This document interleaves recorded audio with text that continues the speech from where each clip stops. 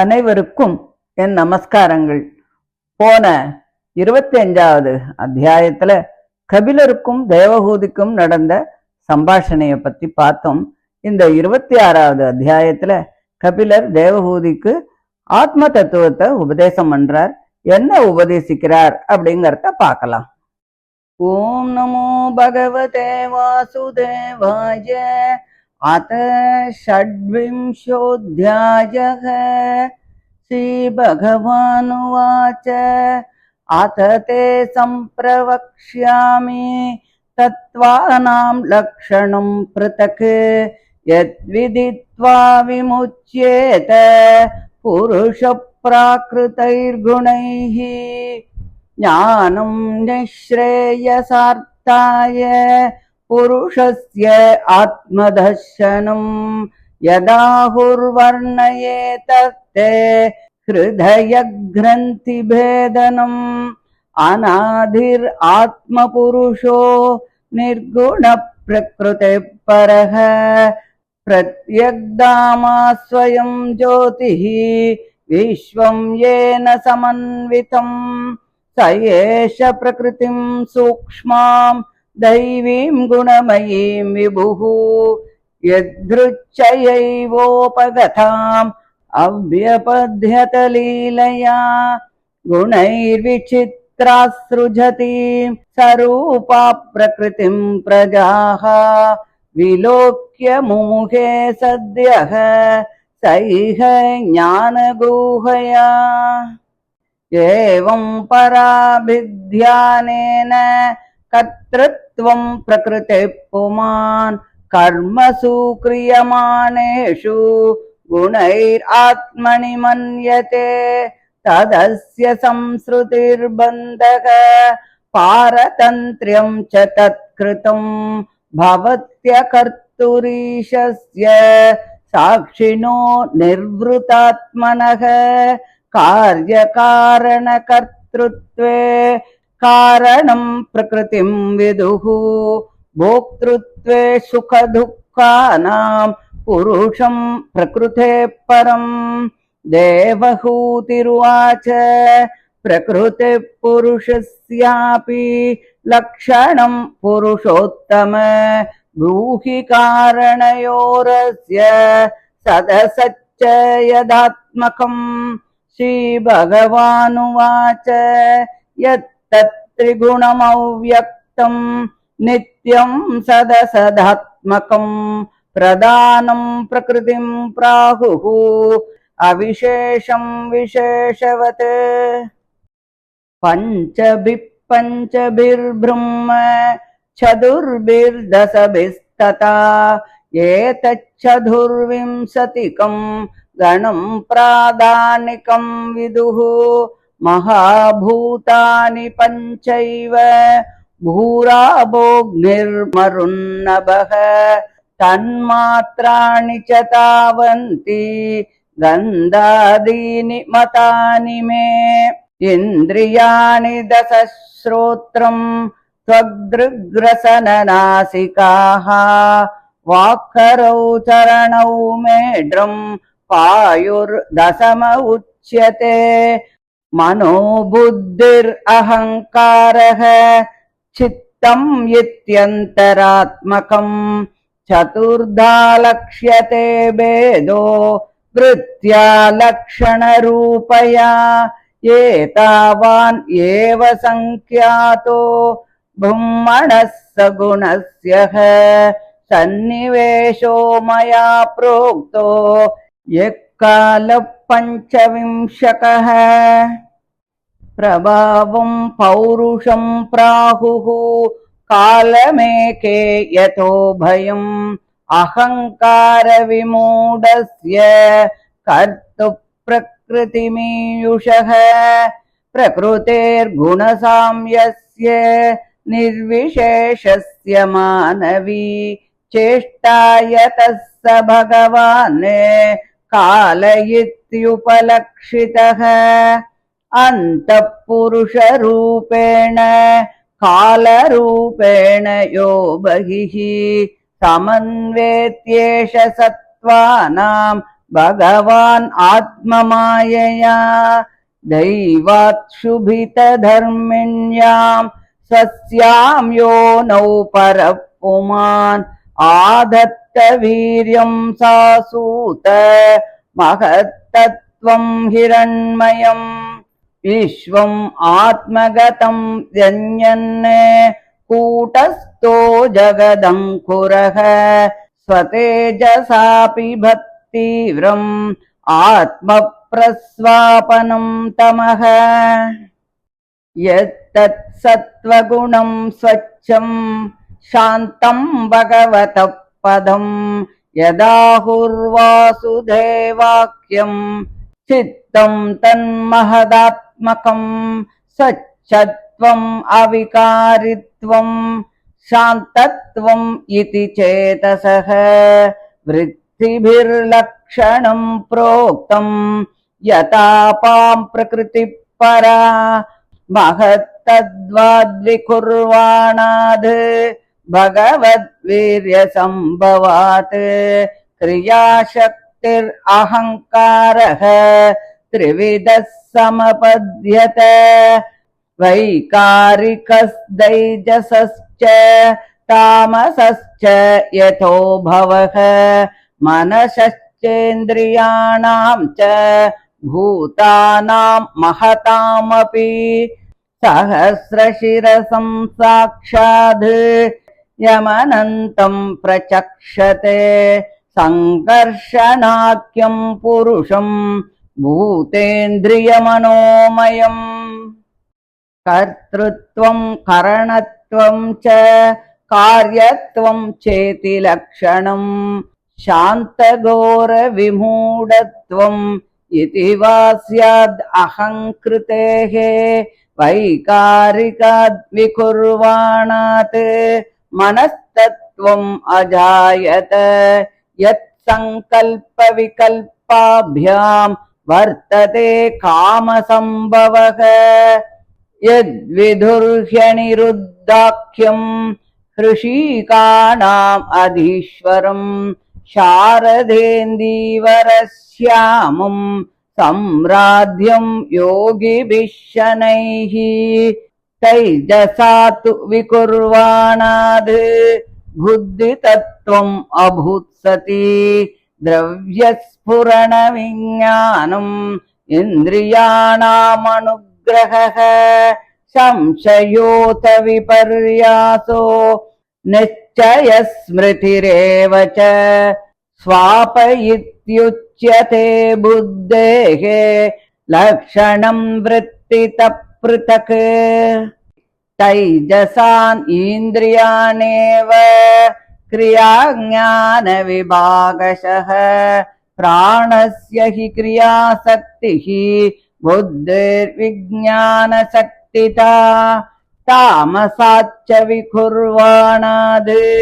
भगवद्वीर्यचोदितात् शब्दमात्रम् अभूतस्मात् नभश्रोत्रं तु शब्दकम् अर्थाश्रयत्वं शब्दस्य दृष्टुर्लिङ्गत्वमेव च तन्मात्रत्वं च नभशो लक्षणं कवयो विदुः भूतानां चित्रधातृत्वं बहिरन्तरमेव च प्राणेन्द्रियात्मधिष्ण्यत्वं नभशो वृत्तिलक्षणम् नभसः शब्दतन्मात्रात्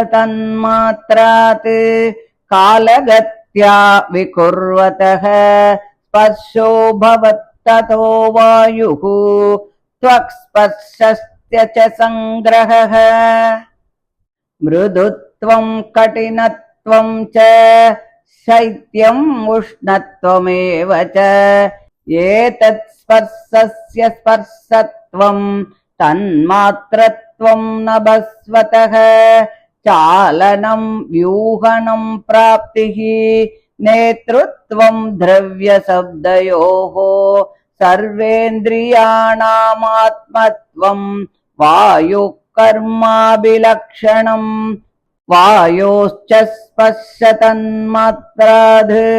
रूपं दैवेरितादभूत् समुत्थितं ततस्तेजः चक्षुरूपोपलम्बनम् द्रव्याकृतित्वं गुणता व्यक्तिसंस्थात्वमेव च तेजस्त्वं तेजसस्साध्वी रूपमात्रस्य वृत्तयः दयोतनं पचनं पाणम् अदनं हिममर्दनं तेजसो वृत्तयस्त्वेताः शोषणं क्षुद्रुडेव च रूपमाध्रात् विकुर्वाणात् तेजसो दैव चोदितात् रसमात्रम् अभूत् तस्माद् अम्बो जिह्वारसग्रहः कषायो मधुरस्तिक्तः कट्वम्ल इति नैकदा भौतिकानां विकारेण रस एको विभिद्यते क्लेदनं पिण्डनं तृप्तिः प्राणन्नाप्यायनोन्दनं तापापनोदो भूयस्त्वम् अम्बसो वृत्तयस्त्विमाः रसमात्रात् विकुर्वाणात् अम्बसो दैव चोदितात् गन्धमात्रम् अभूत् तस्मात् पृथ्वीघ्राणस्तु गन्धगः करम्बभूति सौरभ्य शान्दोग्राम्लादिभिः पृथक् द्रव्य अवयव वैषम्याद् गन्ध एको विभिद्यते भावनं ब्रह्मणस्थानं धारणं सद्विशेषणं सर्वसत्त्वगुणोद्भेदः पृथिवी वृत्तिलक्षणं नभो गुणविशेषोक्तो यश्च तच्छोत्रमुच्यते वायोर्गुणविशेषोक्तो यस्य तत्स्पर्शनं विदुः तेजो गुणविशेषोक्तो यस्य तच्चक्षुरुच्यते अम्भो गुणविशेषोक्तो यस्य तत्रसनं विदुः भूमेर्गुणविशेषोक्तो यस्य स घ्राण उच्यते परस्य दृश्यते धर्मो ह्यपरस्मिन् समन्वयात् अतो विशेषो भावानां भूमौ एवोपलक्ष्यते एतान्यसंहत्य यदा महदादीनि सप्त वै कालकर्म गुणोपेतो जगदाधिरुपाविशत्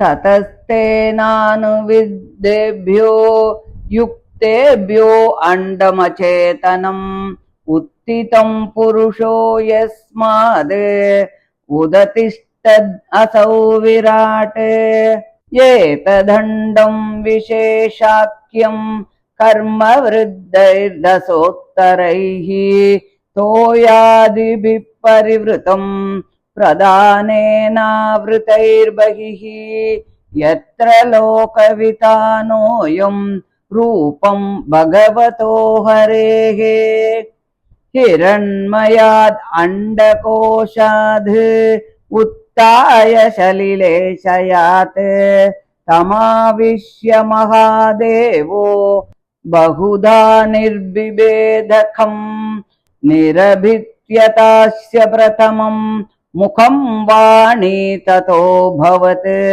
वाण्यावन्हिरतो नासे प्राणोतो घ्राणयेतयोः घ्राणाद्वायुरभित्येताम् अक्षिणी चक्षुरेतयोः तस्मात् सूर्यो व्यभित्येताम् कर्णौ श्रोत्रं ततो दिशः निर्विभेद विराजत्वगे रोमस्मश्वादयस्ततः ततोषधयश्चासन् शिष्णं निर्बिबिदे ततः रेदस्तस्मादापासन् निरभित्यत वैगुतम् गुदात्तपानो अपानाश्च मृत्युर्लोकभयङ्करः हस्तौ च निरभिद्येताम् बलं ताभ्यां तदस्वराट् पादौ च निरभिद्येताम् गतिस्ताभ्यां ततो हरिः नाड्योऽस्य निरभिद्यन्त ताभ्यो लोहितमाभृतम् नद्यस्ततः समभवन् उदरं निरभिद्यत क्षुत्पिपासे ततस्यातां समुद्रस्त्वेतयोरभूत् अतास्य हृदयं भिन्नं हृदयान् मन उत्थितम् मनसश्चन्द्रमा जातो बुद्धिर्बुद्धेर्गिरां पतिः अहङ्कारस्ततो रुद्रः चित्तं चैत्यस्ततो भवत् एते ह्यभ्युत्थिता देवा नैवास्योत्तापने शकन् पुनराविविशुक्कानि तमुत्तापयितुं क्रमात् अग्निर्वाचा मुखं वेजे नोदतिष्ठत्तथा विराट् घ्राणेन नासिके वायुः नोदतिष्ठत्तथा विराट् दक्षिणे चक्षुषादित्यो नोदतिष्ठत्तथा विराट् श्रोत्रेण कर्णौ च दिशो नोदतिष्ठत्तथा विराट् त्वचं रोमभिरोषध्यो नोदतिष्ठत्तथा विराट् रेदसा शिश्नमापस्तु नोदतिष्ठत्तथा विराट् घृतं मृत्युरपानेन नोदतिष्ठत्तथा विराट् हस्तौ इन्द्रो बलेनैव नोदतिष्ठत्तथा विराट् विष्णुर्गत्यैव चरणौ नोदतिष्ठत्तथा विराट् नाडीर्नद्यो लोहितेन नोदतिष्ठत्तथा विराट् क्षुद्रुभ्याम् उदरं सिन्धुः नोदतिष्ठत्तथा विराट् हृदयं मनसा चन्द्रो नोदतिष्ठत्तथा विराट् बुद्ध्या ब्रह्माभिहृदयं नोदतिष्ठत्तथा विराट् रुद्रोऽभिमत्या हृदयं नोदतिष्ठत्तथा विराट् चित्तेन हृदयं चैत्यः क्षेत्रं यप्राविशद्यदा विराट् तथैव पुरुषः सलिलात् उदतिष्ठत यथा प्रसुप्तं पुरुषं प्राणेन्द्रियमनोधियः प्रभवन्ति विनायेन नोत्थापयितुमोजसा तमस्मिन् प्रत्यगात्मानं धिया योग प्रवृत्तया भक्त्या विरक्त्या ज्ञानेन विविच्यात्मनि चिन्तयेत् इति श्रीमद्भागवते महापुराणे पारमहंस्यां संहितायां तृतीयस्कन्धे कापिलेये तत्त्वसमाम्नाये षड्विंशोऽध्यायः। श्रीहरये नमः श्रीहरये नमः श्रीहरये नमः। गोपिका जीवनस्मरणं गोविंद गोविंद। கபிலர் சொல்றார், பிரகிருதி, புருஷன், காலம் ஆகிய இந்த தத்துவங்களுடைய சுரூபத்தை பத்தி நான் தனித்தனியா சொல்றேன் அம்மா. அதை தெரிஞ்சுண்டா மோட்சத்தை அடைய வேண்டும் என்ற விருப்பம் உள்ள புருஷன் பிரகிருதி சம்பந்தமான குணங்களிலிருந்து விடுபட்டுடுவான். அதாவது சம்சாரத்தை கொடுக்கக்கூடிய புண்ணிய பாவங்களில் இருந்து விடுபடுவான். புருஷன் மோட்சத்தை அடைவதற்கான வழியும் அகங்காரத்தை போக்கக்கூடியதும் ஆத்மாவை அறிந்து கொள்ளக்கூடியதுமான ஞானம் அப்படின்னு எதை சொல்றாளோ அந்த ஞானத்தை உனக்கு உபதேசம் பண்றேன். ஆத்மாவானவர் உற்பத்தி இல்லாதவர், பிரகிருதியை விட மேலானவர், குணங்கள் ஏதும் இல்லாதவர், தாமாகவே பிரகாசிக்க கூடியவர்.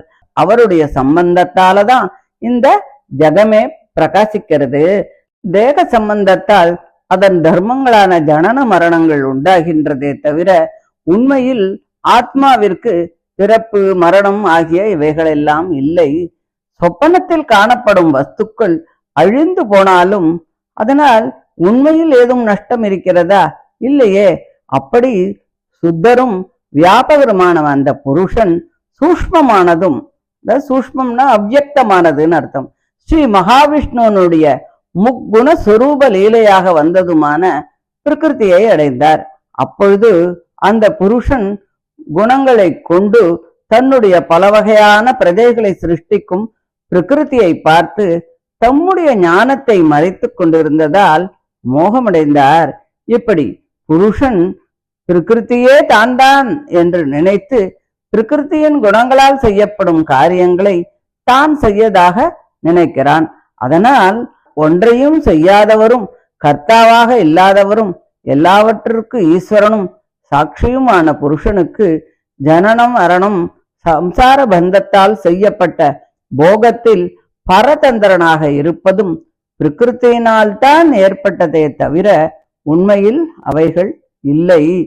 சரீரம் இந்திரியம் ஆகிய இவைகள்ல புருஷன் அகங்காரத்தை, அதாவது நான் என்ற எண்ணத்தை அடைவது, அதனால் கர்த்தாவாக ஆகிறது ஆகிய இவைகளுக்கு பிரகிருத்தியே தான் காரணம் என்று சொல்கிறார்கள்.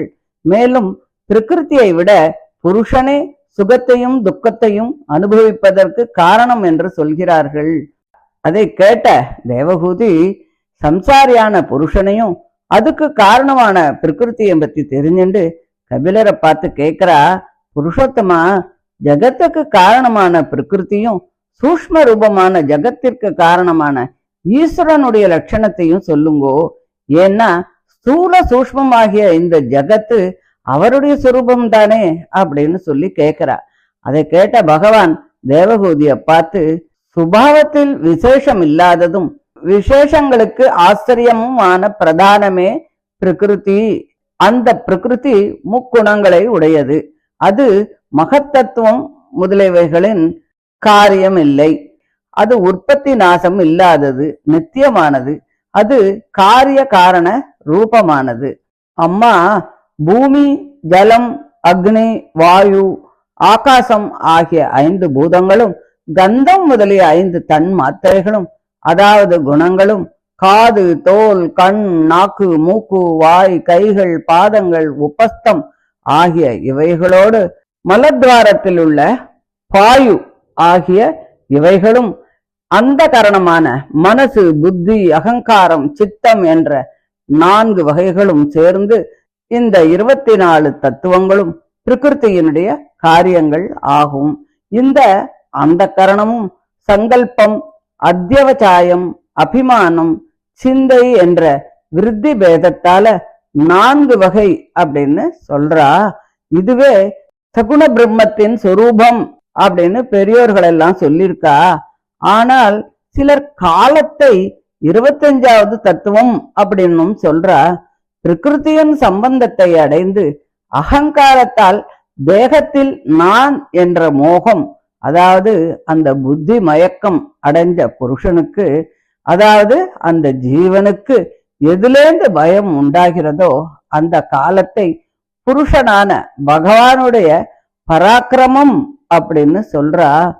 அம்மா, சத்துவம் முதலான குணங்களின் சமமான நிலைமை ஆகின்ற சொரூபம் உள்ளதும் விசேஷமற்றதுமான பிரகிருத்தியின் சேஷ்டைக்கு எது காரணமோ அதுவே காலம் என்றும் பகவான் அப்படின்னும் சொல்லப்படுறது. எந்த பகவான் சகல பிராணிகளுக்கும் உள்ளே நியந்தாவாகவும் வெளியிலே கால ரூபியாகவும் அவைகளில் விகாரமற்றவனாக இருக்கிறானோ அவரே அந்த பகவான். அந்த பரம புருஷன் ஜீவனுடைய அதிர்ஷ்டத்தால பிரகிருத்தியில சத்துவம் முதலிய குணங்கள் எல்லாம் கலங்கின போது ஜகத்தின் உற்பத்திக்கு க்ஷேத்திரமாக இருக்கும் பிரகிருதியில் இடத்துல தன்னுடைய சிருஷ்டி சக்தியை வைத்தார். அந்த பிரகிருதி மகத்தத்துவத்தை ஏற்படுத்தியது. அப்போ அந்த பகவான் தன்னுடைய சரீர ரூபமாக பிரகிருதியில் லயித்திருக்கக்கூடிய அந்த பிரபஞ்சத்தை வெளிக்கொண்டு வரத்துக்காக தன்னுடைய சங்கல்ப ஞானத்தை கொண்டு ஜீவன்களுடைய ஞானத்தை குறைச்சுண்டு இருக்கிற தமோ குணத்தை அடக்கினார். எது பிரகாசம் உள்ளதும் ராகத்வேஷங்கள் இல்லாமல் சத்துவகுணம் உள்ளதாக இருக்கின்றதோ அந்த சித்தமே பகவத் தரிசன ஸ்தானமாகும். எதனை வாசுதேவன் அப்படின்னு சொல்றாளோ அதுவே மகத்தத்துவம், அதுவே சித்தமாகும். ஒருவரே அதிபூத ரூபத்தால் மகான் என்றும் அத்தியாத்ம ரூபத்தால் சித்தம் என்றும் உபாசிய ரூபத்தால் வாசுதேவன் அப்படின்னும் சொல்லப்படுகிறார்கள். இவைகளுக்கு அதிஷ்டாதா க்ஷேத்திரஞன், அகங்காரத்திற்கு அதிஷ்டாதா ருத்ரன், சங்கர்ஷனர் உபாசியர், மனதிற்கு சந்திரன் அதிஷ்டதா, அனிருத்தன் உபாசியர், புத்திக்கு பிரம்மா, பிருத்யும்னன் அதிஷ்டாதா, உபாசியர் நுரை அலைகள் இல்லாத ஜலம், பகவத் பிரதிபிம்பத்தை கிரகிக்க கூடியது, அது சாந்தமாக இருக்கக்கூடியது. ராகத்வேஷமற்ற சித்த விருத்தியே மனதோட லட்சணம். பகவானுடைய வீரியத்தால் உண்டான மகத்தத்துவம் மாறுதல் அடையும் போது அதிலிருந்து கிரியாசக்தி உள்ள அகங்காரம் ஏற்பட்டது. அது வைகாரிகம், ராஜசம், தாமசம் என்று 3 வகையானது. அதிலிருந்து மனசும் இந்திரியங்களும் 5 மகாபூதங்களும் சப்தம் முதலியவைகளும் ஏற்பட்டது. 1000 தலைகளுடைய அனந்தன் என்னும் சங்கர்ஷனர் அதற்கு அதிஷ்டாதாவா இருக்கார். அந்த அகங்காரம் கர்த்தாவாகவும் தேவதா ரூபம் காரணமாகவும் இந்திரிய ரூபத்தால் காரியமாகவும் பூத ரூபத்தால் சாந்தமாகவும் கோரமாகவும் முக்குணங்களால் மூடமாகவும் இருக்கிறது.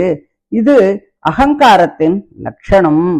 வைகாரிக அகங்காரம் மாறுதல் அடையும் பொழுது அதனிடம் இருந்து மனம் என்ற தத்துவம் உண்டானது.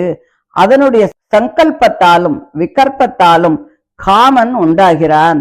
அவரே அனிருத்தன். இவர் இந்திரியங்களுக்கு அதிபதி, கருத்த திருமேனி உடையவர், யோகிகளால் தியானம் செய்யக்கூடியவர். அம்மா பதிவிரதையே மாறுதல் அடைந்த ராஜச அகங்காரத்திலிருந்து, அதாவது தைஜசா அகங்காரத்திலிருந்து புத்தி உண்டாயிற்று. திரவியங்களின் பிரகாச ரூபமான விஞ்ஞானமும் இந்திரியங்களுக்கு அனுகிரகமும் உண்டு பண்ணுகின்ற சக்தியும் அதனிடம் இருந்துதான் உண்டாகிறது. சம்சயம், விபரியாசம் அதாவது மித்யாஞானம், நிச்சயம், சுவாவம், ஸ்மிருதி, தூக்கம் என்ற விருத்திகளால் புத்திக்கு லட்சணம் ஏற்படுகிறது. ஞானேந்திரியங்களுக்கும் கர்மேந்திரியங்களுக்கும் தைஜச அகங்காரத்திலிருந்து உண்டானது பிராணனுக்கான கிரியாசக்தி. புத்திக்கு விஞ்ஞான சக்தி உண்டானது.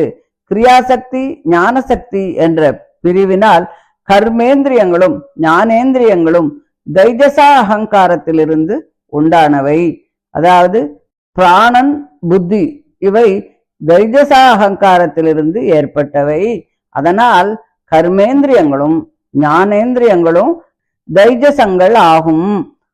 பகவானுடைய வீரியமானது காலத்தினால் தூண்டப்பட்டு தாமச அகங்காரமானது மாறுதலை அடைந்து அதிலிருந்து சப்த தன்மாத்திரை ஏற்பட்டது. அதிலிருந்து ஆகாசம் உண்டானது. ஸ்ரோத்திரம் சப்தத்துடன் அதனோடு சேர்ந்தது. அர்த்தத்தை சொல்வதாக இருக்கக்கூடியது வாச்சகம் என்று சொல்லப்படுகிறது. ஒருவன் சுவரால் மறைக்கப்பட்ட இடத்திலிருந்து பேசுகின்றவனை சொல்லும் தன்மை உடையது. ஆகாசத்தின் தன்மாத்திரையாக இருப்பது ஆகிய இவைகள் சப்தத்துக்கு லட்சணம் என்று கவிகள் சொல்கிறார்கள். பிராணிகளுக்கு அவகாசத்தை கொடுப்பது, வெளி உள் என்ற விவகாரத்துக்கு காரணமாக இருப்பதும் ஆகிய பிராணன், இந்திரியங்கள், மனம் ஆகிய இவைகளுக்கு ஸ்தானமாக இருப்பதுதான் ஆகாசத்திற்கு லட்சணம். சப்த தன்மாத்திரை உள்ள ஆகாசமானது காலகதியால் விகாரம் அடைந்து அதிலிருந்து ஸ்பர்ச தன்மாத்திரை ஏற்பட்டது. அதிலிருந்து வாயு உண்டாச்சு. ஸ்பர்சத்தை கிரகிப்பது தோல், மெதுவாக இருப்பது, கடினமாக இருப்பது, குளிர்ச்சி, உஷ்ணம் ஆகிய வாயுவின் தன்மாத்திரைகளான இவைகள் ஸ்பர்சத்திற்கு லட்சணமாகிறது. மரக்கிளைகளை அசைப்பது, பால் போன்று பல விதங்களில் இருக்கும் வஸ்துக்களை ஒரே இடத்திலே சேர்ப்பது, திரவியத்தின் வாசனையை தடையின்றி எடுத்துச் செல்வது, திரவியத்திற்கும் சப்தத்திற்கும் அதிபதியாக இருப்பது, சகல இந்திரியங்களுக்கும் பலத்தை ஏற்படுத்துவது ஆகிய காரியங்கள் வாயுவினுடைய லட்சணம். ஸ்பர்ச தன்மாத்திரை உள்ள தெய்வத்தால் தூண்டப்பட்டதான வாயுவிடமிருந்து ரூப தன்மாத்திரை உண்டாயிற்று. அதிலிருந்து தேஜஸ் உண்டானது. உருவத்தை கிரகிப்பது சக்ஷுசாகும். சக்ஷுஸ்ன்னு சொல்றது கண்ணு. திரவியத்திற்கு சொரூபத்தை கொடுத்தலும் திரவியத்திற்குள் அடங்கியதாக தோன்றுதலும் திரவியத்தின் நிலைமை போன்ற நிலைமை உள்ளதாக இருப்பதும் தேஜஸுக்கு அசாதாரணமாக இருப்பதும் ரூப தன்மாத்திரையினுடைய விருத்திகள். வஸ்துக்களை பிரகாசிக்க செய்வதும் அரிசி முதலியவைகளை பாகம் செய்வதும் பசி தாகம் இவைகளை ஏற்படுத்துவதும் அதனால் புசிப்பதும் பானம் செய்வதும் பணியை போக்கடிப்பதும் போன்றவைகள் தேஜஸினுடைய விருத்தி லட்சணங்கள். ரூப தன்மாத்திரையுடன் கூடிய தேஜஸானது தெய்வத்தால் தூண்டப்பட்டு விகாரத்தை அடைந்தது. அதிலிருந்து ரச தன்மாத்திரை உண்டானது. அதிலிருந்து ஜலம் உண்டானது. ரசத்தை கிரகிக்கும் இந்திரியம் எது? நாக்கு. ரசம் என்பது ஒன்றுதான். ஆனாலும் திரவியங்களின் பேதத்தால் இனிப்பு, கசப்பு, துவர்ப்பு, உப்பு என்று பல வகையாக காணப்படுகிறது. ஈரமாக்குவது, உருண்டையாக செய்வது, திருப்தியை உண்டு பண்ணுவது, பிராணனை காப்பாற்றுவது, மிருதுவாக இருப்பது, தாபத்தை போக்குவது, கிணற்றிலிருந்து அடிக்கடி தண்ணீர் எடுத்தால் கூட குறையாமல் இருப்பது ஆகிய இவைகளெல்லாம் ஜலத்தின் காரியமான லட்சணங்கள். ரச தன்மாத்திரை உள்ள ஜலம் தெய்வத்தால் தூண்டப்பட்டு விகாரத்தை அடைந்து அதிலிருந்து கந்த தன்மாத்திரை உண்டாகிறது. அதிலிருந்து பிருத்திவி உண்டானது. கந்தத்தை கிரகிக்கும் இந்திரியம் கிராணேந்திரியம், அதாவது மூக்கு. அந்த கந்தமானது பல வகை சார்ந்த வாசனை, கெட்ட வாசனை, நல்ல வாசனை, தாமரை மலரின் வாசனை போல் சாந்தமான வாசனை, கடுமையான வாசனை, அதாவது பூண்டு, வெங்காயம் போன்றவைகளில் இருக்கக்கூடியது, புளித்த நாற்றம் என்று பல வகையான மாறுதல்களை அடைகிறது. பகவானுடைய பிரதிமைகளாக இருப்பது, ஜலம் போன்றவைகளை விட வேறாக இருப்பது, ஆகாசம் முதலியவைகளுக்கு விசேஷணமாக, அதாவது தனியாக பிரிச்சு காட்டுறது, அதாவது உபாதியாக இருப்பது, சகல பிராணிகளையும் அவைகளினுடைய குணங்களையும் வெளிப்படுத்துவது ஆகியவை பிருத்திவியின் காரியமான லட்சணங்கள், அதாவது பிருத்திவியின் சுரூப லட்சணம். ஆகாசத்தின் விசேஷ குணமான சப்தத்தை கிரகிப்பதே சுரோத்திரம் என்று சொல்லப்படுகிறது. வாயுவின் விசேஷ குணமான ஸ்பர்சம் எதற்கு விஷயமோ அதுவே ஸ்பர்சம். தேஜஸின் விசேஷ குணமான உருவமானது எதனால் கிரகிக்கப்படுகிறதோ அதுவே சக்ஷுஷ். ஜலத்தின் விசேஷ குணம், அதாவது அந்த ரசம் எதனால் கிரகிக்கப்படுகிறதோ அது ரசனம். பூமியின் விசேஷ குணம், அதாவது கந்தம் எதனால் கிரகிக்கப்படுகிறதோ அது கிராணம். ஒவ்வொன்றின் விசேஷ குணம் மற்றொன்றில் காணப்படுவதால் எல்லா விசேஷ குணங்களும் பூமியிலே காணப்படுகிறது. ஆகாசத்திற்கு குணம் ஒன்று மட்டும்தான். மகத்தத்துவம் முதலிய 7 தத்துவங்களும் ஒன்றோடொன்று சேராமல் தனியாகத்தான் இருந்தன. அதனால் அவைகள் போகத்திற்கு ஸ்தானமான அண்டத்தை ஏற்படுத்தும் சக்தி அற்றவைகளாக இருந்தது. அப்போது ஜகத்திற்கு காரணமான அந்த பகவான் காலம், கர்மம், குணம் ஆகிய இவைகளோடு அதற்குள் பிரவேசித்து அனுகிரகம் செய்தார். அதன் பின் அவைகள் யாவும் ஒன்றோடொன்று சேர்ந்து இந்த அண்டத்தை உண்டு பண்ணின.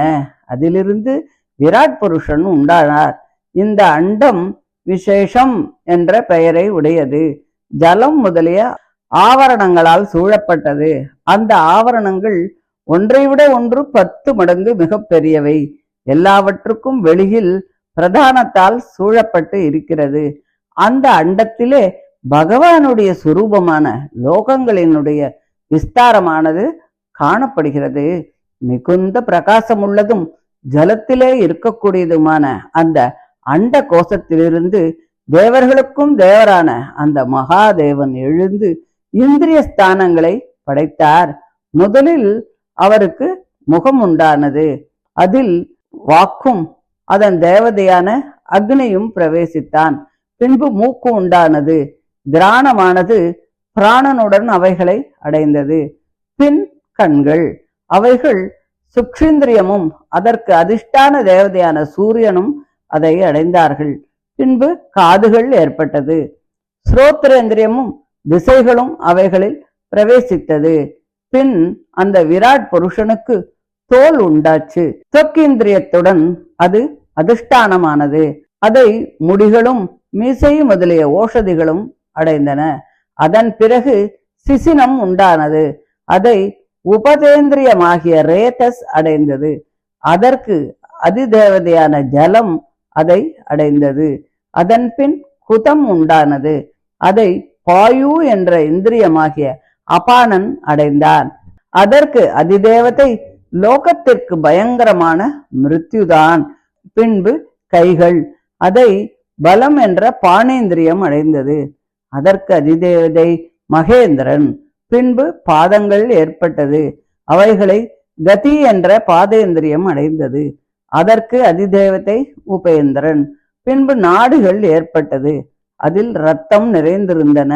அதற்கு தேவதை நதிகள். அதன் பிறகு வயிறு ஏற்பட்டது, பசி தாகம் இவைகள் அதை அடைந்தது. இவைகளுக்கு சமுத்திரம் அதிதேவதையானது. பின்பு இதயம் ஏற்பட்டது, அதை மனது அடைந்தது. அதற்கு அதிதேவதை சந்திரனானான். அந்த இதயத்திலே புத்தி பிரவேசம் பண்ணியது. அதன் தேவதை பிரம்மா. பின்பு அகங்காரம் ஏற்பட்டது, அதற்கு தேவதை ருத்ரன். பின்பு சித்தம் ஏற்பட்டது, அதற்கு ஜீவன் அதிஷ்டாதா ஆனான். அகங்காரத்திலிருந்து உண்டான தேவர்கள் இப்படி பிரவேசித்தும் கூட விராட் புருஷனை எழுப்ப முடியவில்லை. எப்படி என்றால், அக்னி வாக்குடன் முகத்தை அடைந்தும் வாயு கிராணத்துடன் மூக்குக்குள் பிரவேசித்தும் அவர் எழுந்திருக்கவில்லை. சூரியன் சக்ஷுசுடன் கண்களில் பிரவேசித்தும், திக்குகள் ஸ்ரோத்ரேந்திரியத்துடன் காதுகளில் புகுந்தும், ஓஷதிகள் தோளில் முடிகளுடன் பிரவேசித்தும், ஜலமானது ரேதஸில் சிசினத்தில் பிரவேசித்ததும், மிருத்யு கதியுடன் பாதங்களில் பிரவேசித்தும், இந்திரன் பலத்துடன் கைகளில் பிரவேசித்தும், நதிகள் இரத்தத்துடன் நாடிகளில் புகுந்தும், சமுத்திரமானது பசி தாகத்துடன் வயிற்றில் பிரவேசித்தும், சந்திரன் மனதுடன் இதயத்தில் பிரவேசித்தும், பிரம்மா புத்தியுடன் இருதயத்தில் புகுந்தும், ருத்ரன் அகங்காரத்துடன் ஹிருதயத்தில் பிரவேசித்தும் கூட அந்த விராட் புருஷன் எழுந்திருக்கவில்லை. ஜீவன் சித்தத்துடன் ஹிருதயத்தில் பிரவேசித்த போதுதான் அந்த விராட் புருஷன் ஜலத்திலிருந்து எழுந்திருந்தார். நித்திரை செய்து கொண்டிருக்கும் பொழுது பிராணன், இந்திரியங்கள், மனம், புத்தி ஆகிய இவைகள் எல்லாம் சேர்ந்தும் கூட எவனில்லாமல் அந்த சரீரத்தை எழுப்ப சக்தியற்றவர்களாக இருந்தார்களோ அந்த ஜீவனுடைய பிரவேசத்தால் தான் விராட் புருஷன் எழுந்திருந்தான். அந்த பரமாத்மாவை பக்தியாலும் விரக்தியாலும் யோக பயிற்சியினால் உண்டான நிச்சய புத்தியாலும் காரிய காரணங்களில் இருந்து பிரித்து தியானம் செய்ய வேண்டும் என்று சொல்லி இந்த அத்தியாயத்தை முடிக்கிறார். இதை தொடர்ந்து பிரகிருதி புருஷ விவேகத்தை பற்றி அடுத்த ஆடியோவில் பார்க்கலாம். தேங்க்யூ.